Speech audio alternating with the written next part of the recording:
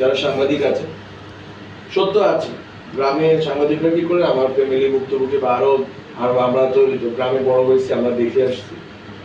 So ওই negative গুলো জিনিসগুলো আছে। পজিটিভ হচ্ছে আপনার তো স্থানীয় সাংবাদিক লাগবে। এটা তো আপনি স্থানীয় সাংবাদিক ছাড়া তো আসলে আপনার পুরো দেশের আপনি পরিস্থিতি বুঝতে পারবেন না। তো এটা আসলে স্ট্যান্ডার্ড প্র্যাকটিসটা কি হওয়া দরকার সেটা আমরা আলোচনা করতে চাই, যে স্থানীয় সাংবাদিকরা যাতে সুরক্ষাটা পান। সেকেন্ড হচ্ছে এই যে ধরেন না 30-40টা পত্রিকা স্থানীয়ভাবে দরকার তো নাই আসলে, এই যে বাড়বাড়ন্ত এটাও আসলে আমাদেরকে সীমিত করা দরকার। এবং কোন সাংবাদিক দেখা যায় যে স্থানীয় জায়গাতে ওনারা 5টা কি 6টা পত্রিকার একজনই প্রতিবেদক, উনি শুধু সংবাদ সংগ্রহ করেন 4-5টা হাউসে। তো হাউসগুলোকে আসলে অ্যাকাউন্টেবল করা দরকার, যে তুমি যদি স্থানীয় কাউকে সাংবাদিক হিসেবে নাও তাহলে তুমি কি পলিসি করবা, কি অতটুকু বেতন দিবা না দিবা, এই অ্যাকাউন্টেবিলিটি হাউসগুলোকে দরকার আছে। না হলে ওখানে যে সাংবাদিক তিনি যদি 1000 টাকাও যদি না পান ন্যূনতম, উনি দুর্নীতি করতে পারেন। এটা হচ্ছে স্বাভাবিক নিয়ম, যে আসলে আপনি যদি তাকে একটা গুড লাইফ না দেন তাহলে তো ডিগনিফাইড লাইফ না দিলে উনি দুর্নীতি করতে পারেন। এই জিনিসগুলো আমার সংস্কার কমিশনের রিফর্মসের জায়গা থেকে বলার ছিল। 3-4টা কাজ যেটা আমরা করব আগামী 1-2 মাসের ভিতরে। এছাড়া আরো অনেকগুলো কাজ আছে আমাদের। একটা গণমাধ্যম কমিশনের প্রস্তাবনা আছে, বা আমাদের আরো কিছু নীতিমালার কাজ আছে।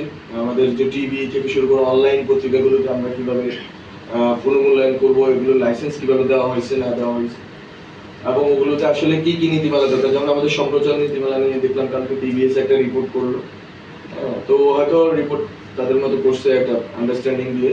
আমরা এখনো পর্যন্ত এটা আমিও তুলি নেই, এখন তো ওনারা জানছেন যে তুলছি, বাট আমরা এখন এটা নিয়ে তুলি না। আমরা এটা নিয়ে স্টেক হোল্ডার মিট করে আমরা এই সম্প্রচার নীতিমালাটা হয়তো ফাইনালাইজ করার চেষ্টা করব খুব শীঘ্রই। এই বিষয়গুলো আছে। শুধু পলিটিক্যাল জায়গা থেকে আমি যেটা বলি, বাংলাদেশে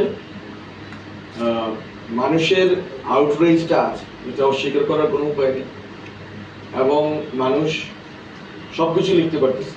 আমরা ন্যূনতম কিছুই করতে চাই না সংবাদ মাধ্যমকে। সংবাদ মাধ্যম যতটুকু যা ইচ্ছা লেখার অধিকার রাখে। এবং সবচেয়ে গুরুত্বপূর্ণ জিনিস হচ্ছে, আমি এটা অনেকবার বলছি, আবারও বলতে চাই, যে সংবাদ মাধ্যমকে অবশ্যই প্রশ্ন করতে হবে। আমার অভিজ্ঞতাকে, আমরা তো একেবারে স্টুডেন্ট, একবারে সদ্য গ্রাজুয়েট, স্টুডেন্টশিপ থেকে উঠে আসছি। যত বেশি সংবাদ মাধ্যম প্রশ্ন করে, রাষ্ট্রের ভিতরে যারা দায়িত্বশীল আছেন তারা আরো দায়িত্বশীল আচরণ করতে বাধ্য। কারণ সংবাদ মাধ্যমকে প্রশ্ন করতেই হবে, প্রশ্ন তুলতেই হবে। গত 15 বছরে যে আউটরেজ আছে, ওই আউটরেজটা আসলে কিভাবে চ্যানেলাইজ হবে, এটা আমরা এবং পুরো বাংলাদেশের পলিটিক্যাল সিস্টেম এটা ঠিক করতে ব্যর্থ হয়েছে। যারা মামলা, যার বিরুদ্ধে সঠিক অভিযোগ আছে, মানে একটা অভিযোগ যেটা সত্য, সে অভিযোগে কিন্তু মামলা হয় না, মামলা হয় হত্যা মামলা। মানে এটা নিয়ে আমরাও বিব্রত পরিস্থিতিতে আছি। আমরাও বারবার বলার চেষ্টা করতেছি আইন মন্ত্রণালয় থেকে, স্বরাষ্ট্র মন্ত্রণালয় থেকে, এগুলোকে একটা জায়গায় নিয়ে আসার জন্য। আর মামলা হওয়া আর লিগ্যাল প্রসিডিউর চলা কিন্তু দুটো ডিফারেন্ট। মামলা, আমি কালকে ডেইলি স্টারের রিপোর্টটা বেরোলো প্রথম পাতাতে, 200-250 সামথিং মামলা আছে, মামলা হয়েছে। হ্যাঁ, কিন্তু মামলা হওয়া আর হচ্ছে প্রসিডিং, লিগ্যাল প্রসিডিং শুরু হওয়া। আমরা তো মামলা তো যে কেউই করতে পারে বাংলাদেশে, কিন্তু সরকার কি ব্যবস্থা নিচ্ছে? সরকার আরবিট্রারিলি কাউকে ডিটেইন করে রাখতেছে, বা রাখলে সেটা কোনো লিগ্যাল প্রসিডিউর মেনে করতেছে কিনা, ওখানে কোনো লুপহোলস আছে কিনা, সেটা আপনারা আলোচনা করতে পারেন।